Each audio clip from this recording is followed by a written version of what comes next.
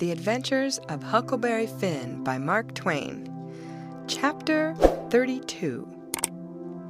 When I got there, it was all still and Sunday-like, and hot and sunshiny. The hands were gone to the fields, and there was them kind of faint dronings of bugs and flies in the air that makes it seem so lonesome and like everybody's dead and gone. And if a breeze fans along and quivers the leaves, it makes you feel mournful, because you feel like it's spirits whispering. Spirits that's been dead ever so many years, and you always think they're talking about you. As a general thing, it makes a body wish he was dead too and done with it all.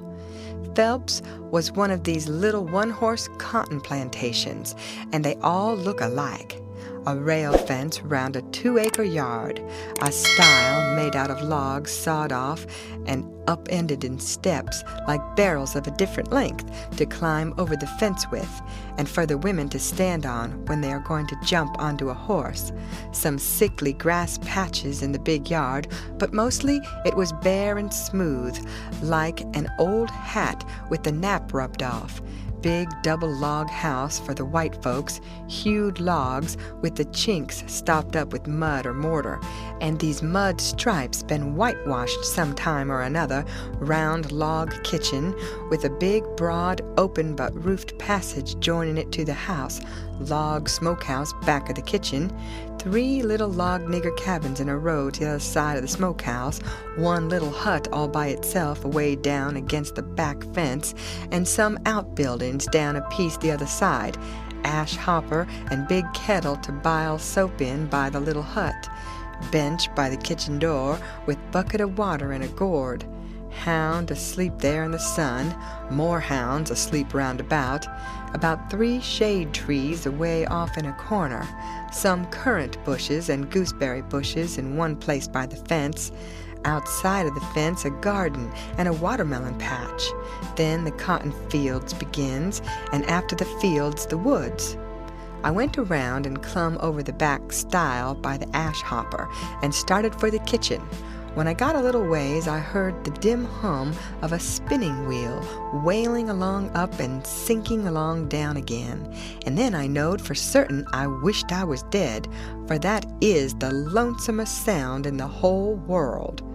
I went right along, not fixing up any particular plan, but just trusting to Providence to put the right words in my mouth when the time come. For I'd noticed that Providence always did put the right words in my mouth if I left it alone. When I got halfway, first one hound and then another got up and went for me, and of course I stopped and faced them and kept still. And such another powwow as they made! In a quarter of a minute, I was a kind of a hub of a wheel, as you may say, spokes made out of dogs, circle of 15 of them packed together around me, with their necks and noses stretched up towards me, a barking and howling, and more a-comin'. You could see them sailing over fences and around corners from everywheres. A nigger woman come tearing out of the kitchen with a rolling pin in her hand, singing out, "Be gone, you tag! You spot! Be gone, sir!" And she fetched first one and then another of them a clip and sent them howling, and then the rest followed. And the next second half of them come back, wagging their tails around me and making friends with me. There ain't no harm in a hound nohow. And behind the woman comes a little nigger girl and 2 little nigger boys without anything on but tow linen shirts, and they hung onto their mother's gown and peeped out from behind her at me, bashful, the way they always do. And here comes the white woman running from the house, about 45 or 50-year-old, bareheaded, and her spinning stick in her hand, and behind her comes her little white children, acting the same way the little niggers was going. She was smiling all over so she could hardly stand, and says, "It's you at last, ain't it?" I out with a yes'm before I thought. She grabbed me and hugged me tight, and then gripped me by both hands and shook, and the tears come in her eyes and run down over, and she couldn't seem to hug and shake enough, and kept saying, "You don't look as much like your mother as I reckoned you would, but law sakes, I don't care for that. I'm so glad to see you. Dear, dear, it does seem like I could eat you up. Children, it's your cousin Tom. Tell him howdy." But they ducked their heads and put their fingers in their mouths and hid behind her. So she run on, "Lizzie, hurry up and get him a hot breakfast right away. Or did you get your breakfast on the boat?" I said I had got it on the boat. So then she started for the house, leading me by the hand and the children tagging after. When we got there, she set me down in a split-bottom chair and set herself down on a little low stool in front of me, holding both of my hands, and says, "Now I can have a good look at you, and laws of me, I've been hungry for it a many a time all these long years, and it's come at last. We've been expecting you a couple of days and more. What kept you? Boat get aground?" "Yes'm, she—" "Don't say yes'm, say Aunt Sally." "Where'd she get aground?" I didn't rightly know what to say, because I didn't know whether the boat would be coming up the river or down. But I go a good deal on instinct, and my instinct said she would be coming up from down towards Orleans. That didn't help me much, though, for I didn't know the names of bars down that way. I see I'd got to invent a bar, or forget the name of the one we got aground on. Or, now I struck an idea and fetched it out. "It warn't the grounding. That didn't keep us back but a little. We blowed out a cylinder head." "Good gracious, anybody hurt?" "No'm, killed a nigger." "Well, it's lucky, because sometimes people do get hurt. 2 years ago, last Christmas, your Uncle Silas was coming up from New Orleans on the old Lally Rook, and she blowed out a cylinder head and crippled a man, and I think he died afterwards. He was a Baptist. Your Uncle Silas knowed a family in Baton Rouge that knowed his people very well. Yes, I remember now, he did die. Mortification set in, and they had to amputate him, but it didn't save him.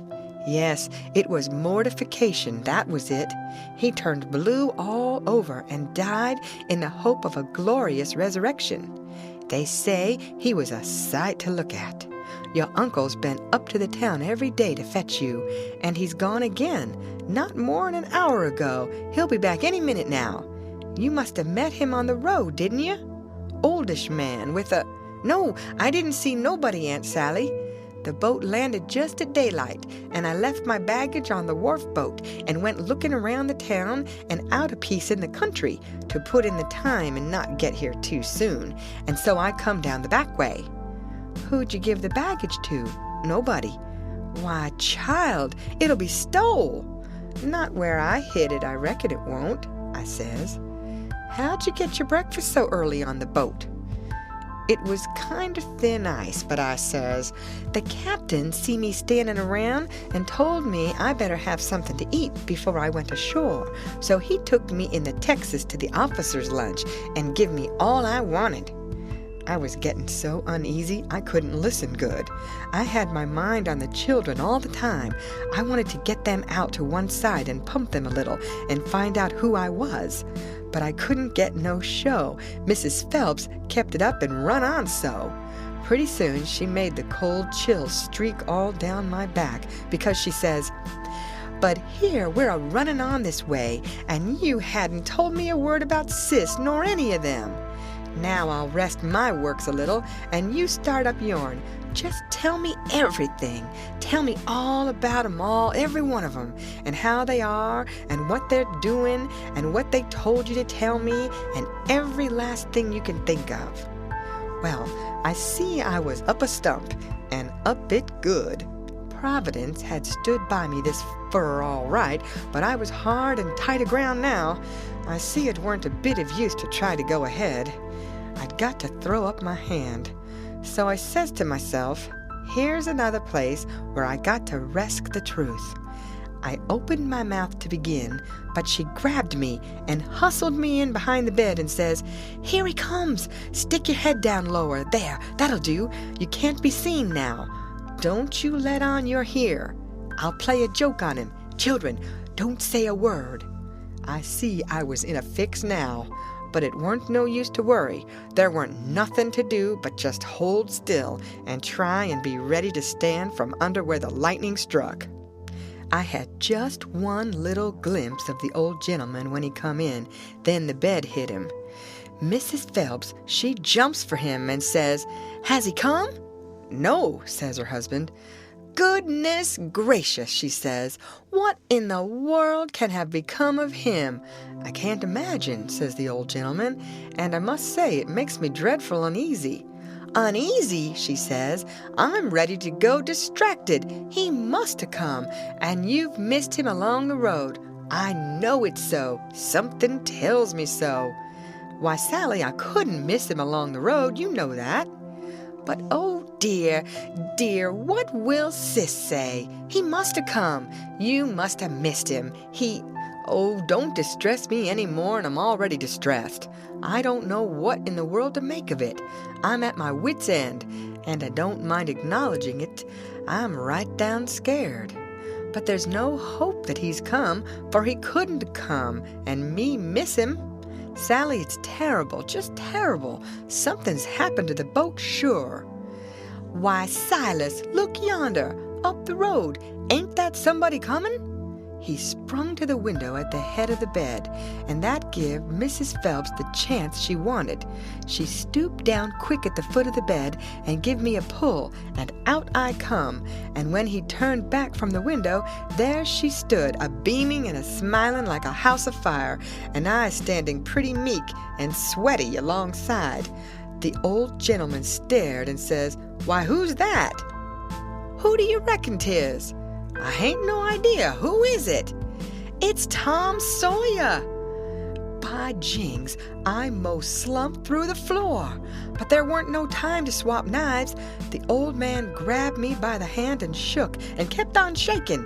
And all the time how the woman did dance around and laugh and cry, and then how they both did fire off questions about Sid and Mary and the rest of the tribe. But if they was joyful, it weren't nothing to what I was, for it was like being born again. I was so glad to find out who I was. Well, they froze to me for 2 hours, and at last, when my chin was so tired it couldn't hardly go any more, I had told them more about my family, I mean the Sawyer family, than ever happened to any 6 Sawyer families.